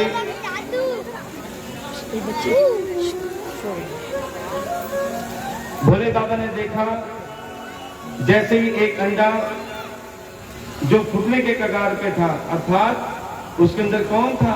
शुक। शुक कहते हैं तोते को। जैसे ही भोले बाबा के नेत्र उस पे पड़े, प्यारे वो अंडा फूटा, उसमें से शुक अर्थात तोता उड़कर जाने लगा। अब तोता आगे आगे, भोले बाबा देखो कथा का कितना महत्व। अभी गर्भ के अंदर ही कथा सुनी थी, भगवान पीछे हो गए। इसीलिए कहते हैं गर्भवती महिला को सत्संग अवश्य सुनना चाहिए। गर्भवती महिला को भागवत कथा भी श्रवण करनी चाहिए, क्योंकि उसके साथ में एक जीव और गर्भ में सुन रहा है, क्योंकि जो वो सुनता है वैसे उसके विचार बनते हैं। अब उड़ता उड़ता व्यास जी की धर्मपत्नी जो कपड़े सुखा रही थी, उसे उबासी आई और प्यारे उस तोते ने देखा इससे अच्छा स्थान तो मिल नहीं सकता, फट देखी व्यास जी की धर्मपत्नी के घर में प्रवेश कर गए। पीछे से भोले बाबा आए और व्यास जी से कहा, व्यास जी आपने किसी तोते को देखा है? बोले प्रभु आपको तोते से क्या काम? बोले उसने मेरी अमर कथा सुनी है और मैं उसे मारने के लिए आया हूं। व्यास जी कहने लगे, प्रभु आप ही कह रहे कि उसने अमर कथा सुनी, वो अमर हो गया है, आप उसे कैसे मार सकते हैं? तब भोले बाबा अपने धाम को वापस गए, लेकिन वो शुक अर्थात तोता गर्भ से बाहर नहीं आया। 1 वर्ष 2 वर्ष पूरे 12 वर्ष हो गए। जब व्यास जी की धर्मपत्नी को पीड़ा सताने लगी, तब व्यास जी ने कहा, अरे महाराज अब तो बाहर आ जाओ। मेरी पत्नी को पीड़ा सता रही है। बोले मैं बाहर नहीं आऊंगा। बोले क्यों? बोले संसार की मोह माया मुझे जकड़ लेगी, अर्थात दिल्ली की हवा लग जाएगी और मैं 99 के चक्कर में पड़ जाऊंगा। बोले मैं वचन देता हूं तुम्हें संसार की मोह माया नहीं जकड़ेगी। बोले आप क्या वचन दोगे? आप भी तो गृहस्थी के बंधन में फंसे हो, तो कैसे बाहर आओगे? बोले जब तक श्री हरि नारायण भगवान मुझे आके गर्भ में नहीं समझाएंगे, जब तक गर्भ में दर्शन नहीं देंगे, तब तक मैं बाहर नहीं आऊंगा। अब प्यारे व्यास जी ने श्री हरि से प्रार्थना करी कि प्रभु ये मेरी बात तो नहीं मान रहा, आप स्वयं आओ और इसे दर्शन देकर समझाओ। देखो संसार में दो जीव ऐसे हुए हैं जिसे परमात्मा ने श्री हरि नारायण भगवान ने गर्भ में दर्शन दिए हैं। कौन? श्री सुखदेव भगवान और राजा परीक्षित।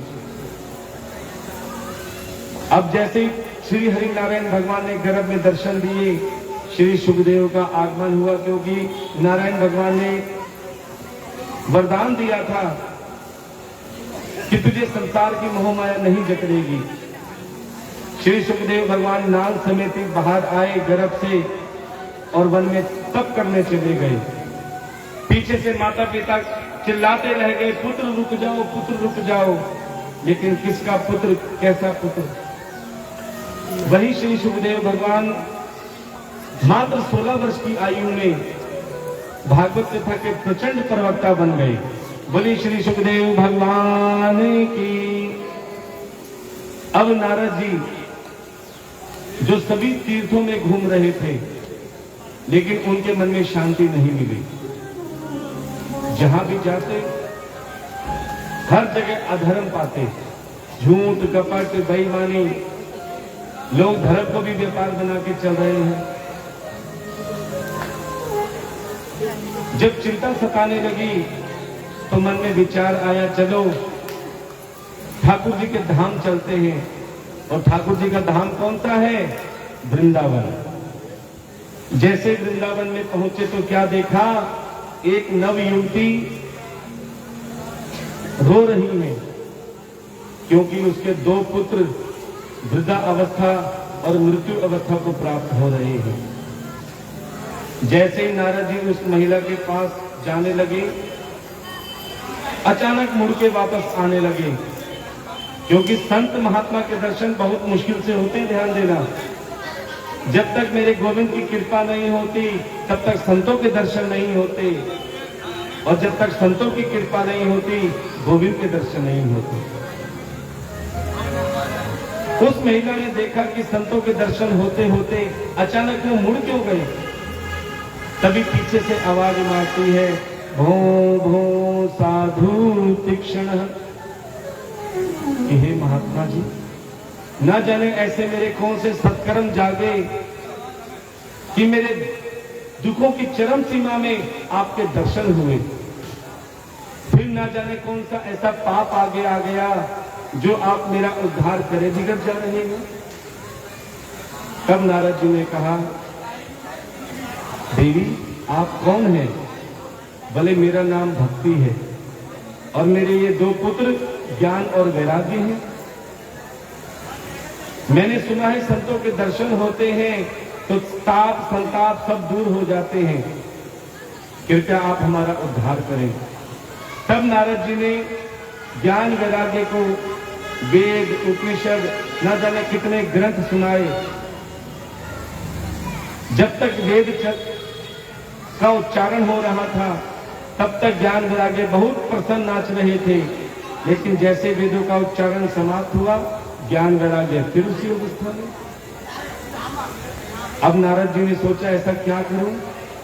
तब वो बद्री का आश्रम गए और बद्री का आश्रम में उन्हें सनकादिक ऋषि मिले, सनक, सनंदन, सनत और सनत कुमार।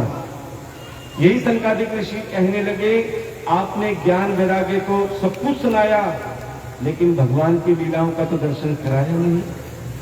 कृपया आप उन्हें भागवत कथा के दर्शन कराएं, अर्थात ठाकुर के दर्शन कराएं। उस समय 4 वक्ता हुए और 1 श्रोता हुआ, केवल नारद जी। 4 वक्ता संकादिक ऋषि और एक कथा सुनने वाला कौन? नारद। अब उन्हीं नारद जी ने ज्ञान वैराग्य और भक्ति को कथा सुनाई और प्यारे उस कथा में ज्ञान वैराग्य और भक्ति खूब झूमने लगे, नाचने लगे, क्योंकि जागृत हो गए। तब ज्ञान वैराग्य भक्ति ने कहा, हे नारद जी, आपने हम पर बड़ी कृपा करी, लेकिन एक कृपा और कर दीजिए, हमारे रहने का स्थान बता दीजिए कि हम कहाँ रहें। तब नारद जी ने कहा कि कलयुग जितना बढ़ेगा, कलयुग में अधर्म जितना बढ़ेगा, उतना भागवत कथा का प्रचार और प्रसार भी होगा। देखो, पहले हर जगह जागरण कीर्तन चौकी हुआ करती थी। आज आप सुनते हो उस गांव में कथा हो रही है। आज तो हमारी जहांगीरपुरी भी ऐसी बन गई है कि प्यारे साल में कम से कम 6 कथाएं हो जाती हैं। इसका मतलब कि ठाकुर जी का आगमन समझ लो होने वाला है। ध्यान देना, क्योंकि ये जहांगीरपुरी भी देवनगरी बनने जा रही है। आज भी हमें कथा का निमंत्रण आया है। इसके बाद कथा संजय नगर में होगी और उसके बाद जैसा ठाकुर जी जहां ले जाए। फिर ज्ञान वैराग्य भक्ति ने कहा कि हम कहां रहें? बोले, जिस भागवत कथा में सच्चे मन से श्रोता कथा का अमृत पान श्रवण करें, उसके हृदय में आप विराजमान हो जाओ। फिर ज्ञान वैराग्य भक्ति ने कहा कि इस कथा को सुनकर किस किस का उद्धार हुआ। तब नारद जी ने कहा, वैसे तो हर जीव जंतु का भी उद्धार हो जाता है, इंसान तो बहुत दूर की बात है। एक जगह हम कथा कर रहे थे, एक कुत्ता रोज आता था जिसके सर में ऐसा जख्म था, उस जख्म में कीड़े चल रहे थे, मक्खियां भिन-भिना रही थी। जैसे कुत्ता आता था लोग उसे भगाते थे। हमने कहा इसे आने दो। रोज कथा में आता, व्यासपीठ के नीचे बैठ जाता, उसका नियम था, ध्यान देना। रोज कथा सुनता, जैसे विश्राम होता वो ना जाने कहां जाता। जैसे 7 दिन की कथा विश्राम हुई, प्यारे उस कुत्ते का भी उद्धार हो गया, क्योंकि इस कथा को सुनकर प्रेतों का भी उद्धार होता है। तो प्यारे जीव और प्राणी मात्र चीज क्या है? धुंधकारी जैसे प्रेत का भी उद्धार कर दिया इस भागवत कथा ने। एक ब्राह्मण था आत्मदेव, जिसकी पत्नी का नाम था धुंधली। क्या नाम था? धुंधली का अर्थ क्या होता है? जिसे साफ साफ नहीं दिखता।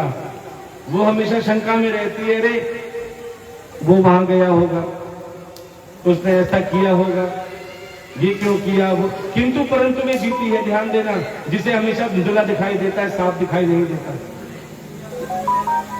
वो स्त्री भी हो सकती है और आदमी भी हो सकता है। ध्यान देना।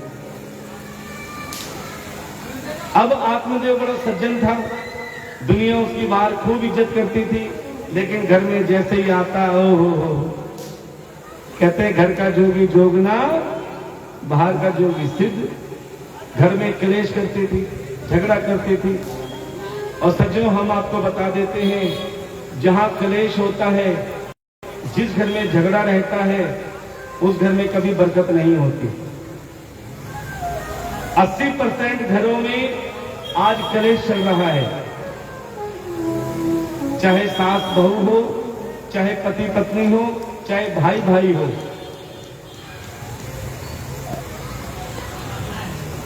अब आत्मदेव के घर में किसी कारण संतान भी नहीं थी। धुंधली रोज ताने मारती थी।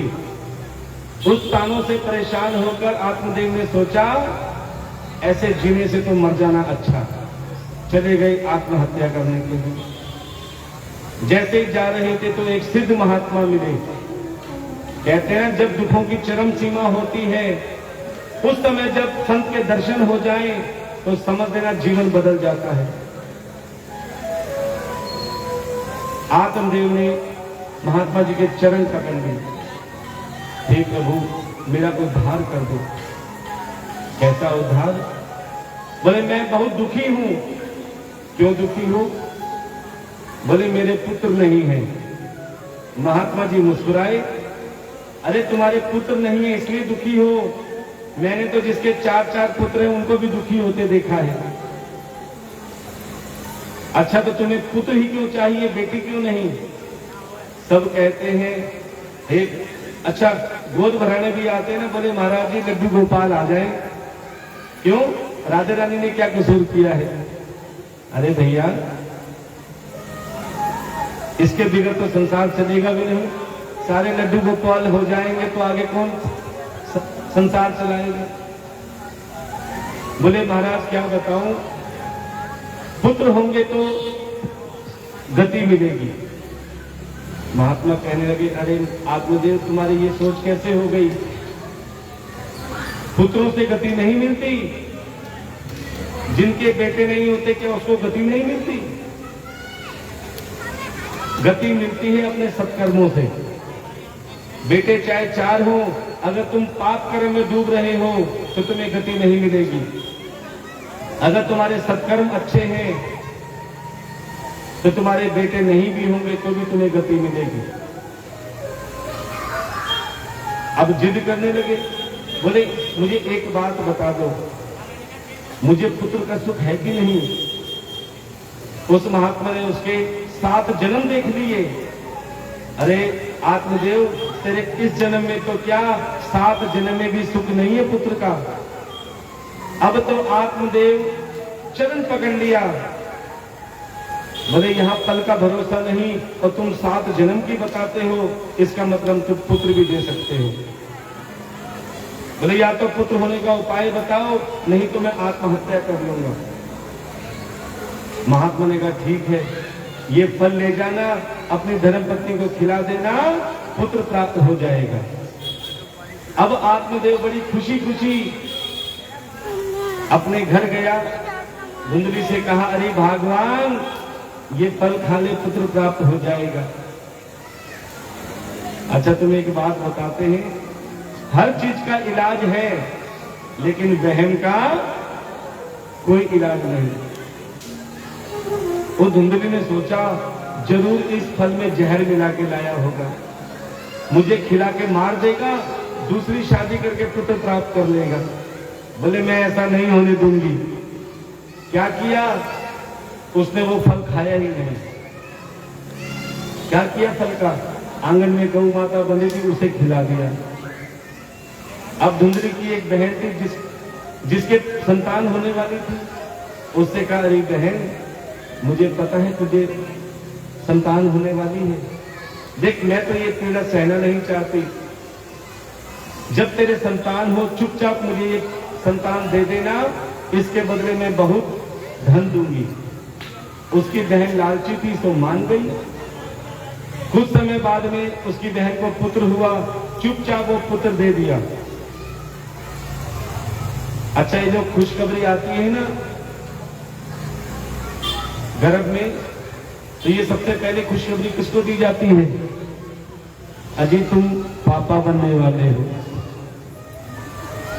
और पापा बड़ा खुश होता है कि मैं तो पापा बनने वाला हूं। अब उसी बच्चों को जब पाल पोस के बड़ा करते हैं और जब वही बच्चे आंखें दिखाते हैं और सब कुछ करने के बाद में भी जब बच्चे कहते हैं तुमने हमारे लिए, तब माथा पीटते हैं, ले बन ले पापा।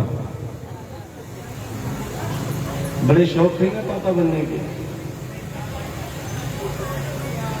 अब प्यारे आत्मदेव बड़ा प्रसन्न हुआ, उसने अपने पुत्र का नाम रखा आत्मा राम। क्या नाम रखा? अब धुंधली को क्रोध आ गया, पीड़ा मैंने सही, कष्ट मैंने सहा, तुम कौन होते हो नाम रखने वाले? इसका नाम भी मैं ही रखूंगी, मेरा नाम धुंधली, मेरे पुत्र का नाम धुंधकारी। अब प्यारे कुछ समय बाद में उस गौ माता को भी पुत्र हुआ, पूरा शरीर इंसान की तरह लेकिन कान गाय की तरह, उसका नाम रखा गौकर्ण। दोनों भाई धीरे धीरे बढ़ने लगे, एक पाप का फल और एक महात्मा का फल। पाप का फल कौन? धुंधकारी, महात्मा का फल भुक्कड़ मारा। जो धुंधकारी था वो गलत संगत में जाने लगा, चोरी करने लगा, डाका डालने लगा, मदिरा पान करने लगा। और जो गोकर्ण थे वो सत्संग करने लगे, कीर्तन करने लगे, छोटी छोटी जगह भागवत कथा करने लगे, उनके नाम बढ़ने लगा। अब धुंधकारी को बाहर चोरी करने का मौका नहीं मिलता तो अपने घर में चोरी करता। अब मां को पता है कि बेटे ने चुराई है चीज। पिताजी ने पूछा मेरी अंगूठी कहाँ है? मां को पता है कि बेटे ने ली है। अजी आप रख के भूल गए होंगे। कहते हैं जो अपने बच्चों को शय देते हैं बिगड़ने में सबसे बड़ा हाथ उनका होता है।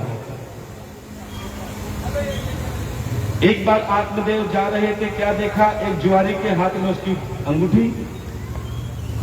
ये अंगूठी कहां से आई? बोले तुम्हारा बेटा जुए में हार के गया है। और ये खाली अंगूठी नहीं, बहुत चीजें हमारे पास है। अब तो वो आत्मदेव अपने घर गया, अपनी धर्मपत्नी से कहा कि भगवान मेरी अंगूठी कहां है? अजी आप रख के भूल गए होंगे। समझ गया इसमें बेटे का कोई कसूर नहीं है, ये तेरा कसूर है जो तू उसको शय देती आई है। जैसे बेटा सामने आया, जैसे आत्मदेव ने अपने पिता को डांटा, उसी समय बेटे ने पिता की गिरबान पकड़ ली। ध्यान देना, जैसे ही बेटे ने पिता की गिरबान पकड़ी, पिता की आंखों में आंसू आ गए। बेटा बहुत अच्छा किया, यही दिन मुझे देखना था।